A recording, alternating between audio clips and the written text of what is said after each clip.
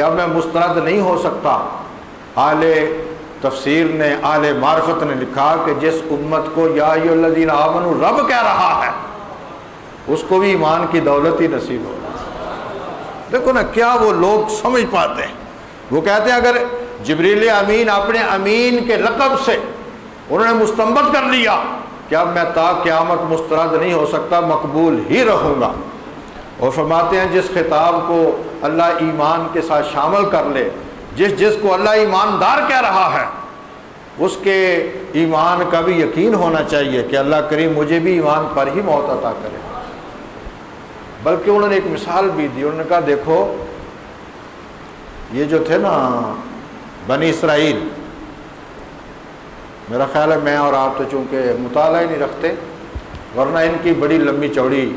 تاریخ ہے۔ بنی اسرائیل کی اگر آپ تاریخ پڑھیں آپ دنگ رہ جائیں گے، حیران رہ جائیں گے۔ اور یار موسیٰ علیہ السلام جیسے رسول ان میں آئے ہیں، اور اتنے لاڈلے رسول، اتنے اعلیٰ رسول۔ صبح اگر وہ مینڈک بنتے ہیں، دوپہر کو دعا کر کے انسان بن جاتے ہیں، شام کو اگر وہ بندر بنتے ہیں، رات کو دعا کر کے صبح انسان بنتے ہیں۔ ان کی عجیب من و سلوہ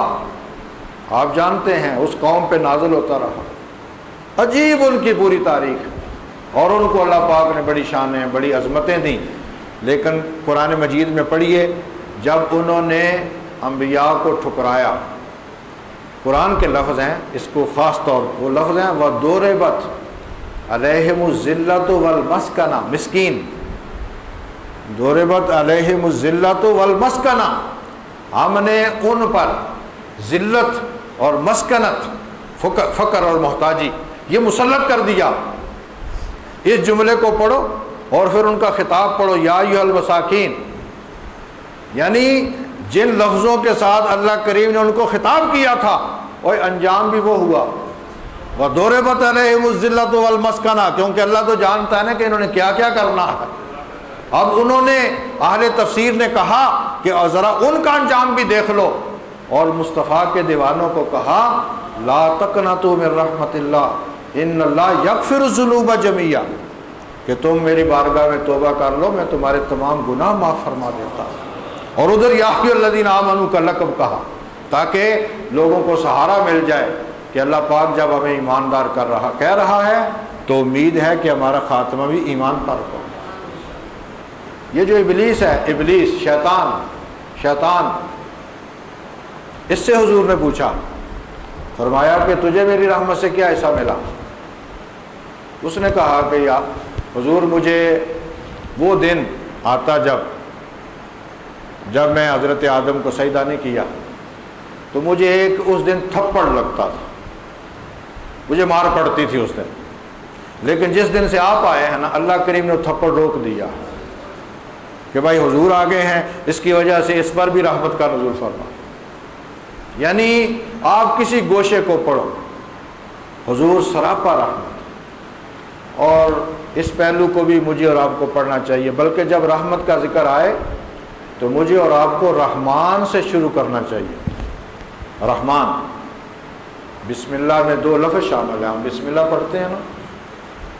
ہمیں حکم ہے کہ ہر اچھے کام سے پہلے بسم اللہ پڑھا، بسم اللہ الرحمن الرحیم۔ اعوذ باللہ، ایک اچھی طرح سمجھیے اس بات کو، ہمارے لوگ ہم جب بھی شروع کرتے ہیں کوئی بات تو اعوذ باللہ سے شروع کرتے ہیں نا، اعوذ باللہ اس وقت پڑھنا ہے جب قرآن کی تلاوت کرو، اعوذ باللہ جو ہے نا، ورنہ ہر کام بسم اللہ سے، مطلب جو بھی کام آپ شروع کر رہے ہیں، مثلا آپ نماز پہ آئے کھڑے بسم اللہ الرحمن الرحیم، بلکہ نماز کے اندر جب پڑھتا ہے آدمی تو آپ نے دیکھا ہوگا جس نے فاتحہ پڑھنی ہے نا، جس نے الحمدللہ رب العالمین جس نمازی نے پڑھنی ہے وہ اعوذ باللہ اور بسم اللہ پڑھے، ورنہ ولا الہ غیرک تک پڑھ کے آگے پھر امام اعوذ باللہ بسم اللہ، جس نے تلاوت کرنی ہو نا قرآن مجید کی وہ اعوذ باللہ، قرآن پاک کے لفظ ہیں وَإِذَا قَرَأْتَ الْقُرْآنَ فَاسْتَعِذْ بِاللَّهِ مِنَ الشَّيْطَانِ الرَّجِيمِ، جب قرآن کریم کی تلاوت کرنے لگو تو پہلے اعوذ باللہ پڑھا کرو، باقی حضور نے تعلیم دی ہمیں، فرمایا جو بھی کام تم نے کرنا ہے بشرط کہ اس میں یہ شرط ہے کل امر ذی بال، حضور کا تعلیم دیکھو، آپ نے فرمایا ہر نیک کام، مثلا برائی پر مثلا آپ لگے ہیں جی چوری کرنے، کہتے ہیں بسم اللہ الرحمن، اب چوری بھی بسم اللہ پڑھ کے، اب یہ جو ہمارے معاشرے میں کہتے ہیں چور ڈاکے مارتے ہیں، کہتے ہیں 11ویں دیں گے جی ہم، میلاد کریں گے ہم، اس سے تو اللہ پاک اور ناراض ہو جاتا ہے۔ اسی طرح ہی سمجھو جس طرح آپ کسی ناجائز کام پر اللہ کا نام لیں، ناجائز کام کرنا بھی برا اور پھر اس پر اللہ کا نام لینا، اس سے تو جسارت ہے،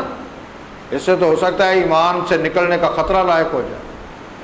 لہذا آدمی اچھے کام، اور اس میں بھی بسم اللہ کا پہلو، مثلا میں اور آپ نے لقمہ اٹھایا، روٹی کھانے لگے، تو میرا خیال ہے اس وہاں معنی یہ ہونا، یا اللہ ان لقموں کے قابل بھی نہیں، یہ تیری رحمت سے ہی حاصل ہو گیا۔ واقعہ تھا، مثلا آپ نماز پڑھنے لگے، بسم اللہ پڑھ، کیا مانا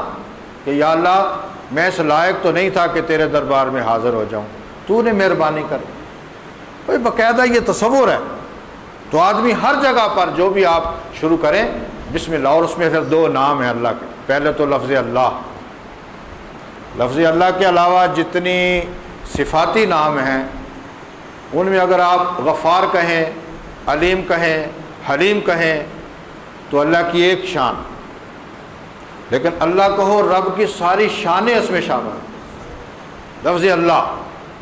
اللہم اسی سے ہے، اس کو لفظ اللہم کو جامع دعا کہا جاتا ہے کہ اس میں سارا ہی شامل ہے۔ اس کا معنی یہ کہ ہم اگر چاہیں کہ ہم سب سے اعلیٰ لفظ کا وظیفہ کیا کریں تو وہ لفظ اللہ ہے، یا اللہ، سبحان اللہ، الحمدللہ، یہ کلمات، اور آگے پھر 2 شانیں، پہلی شان بیان کی رحمان، قرآن مجید کے ایک جملہ ہے سبحان اللہ، فرمایا قل ادعوا اللہ او ادعوا الرحمن، فرمایا کبھی مجھے اللہ کہہ کے پکار لیا کرو اور کبھی مجھے رحمان کہہ کے پکارا کرو۔ یہاں مفسرین نے لکھا ہے، دیکھو نا اللہ کی کتنی شانیں، یہ جو 99 نام ہیں اور آپ نے سمجھ لیے ہیں نا، یہاں تک اکتفا نہیں ہے، حضور کے بھی ہزاروں نام ہیں، اللہ کریم کے ناموں کی تو حد ہی کوئی نہیں۔ یہ دارالحسان میں ایک تھے صوفی برکت علی صاحب فوت ہو گئے ہیں، انہوں نے حضور کے اسماء کو جمع کرنا شروع کیا تھا، وہ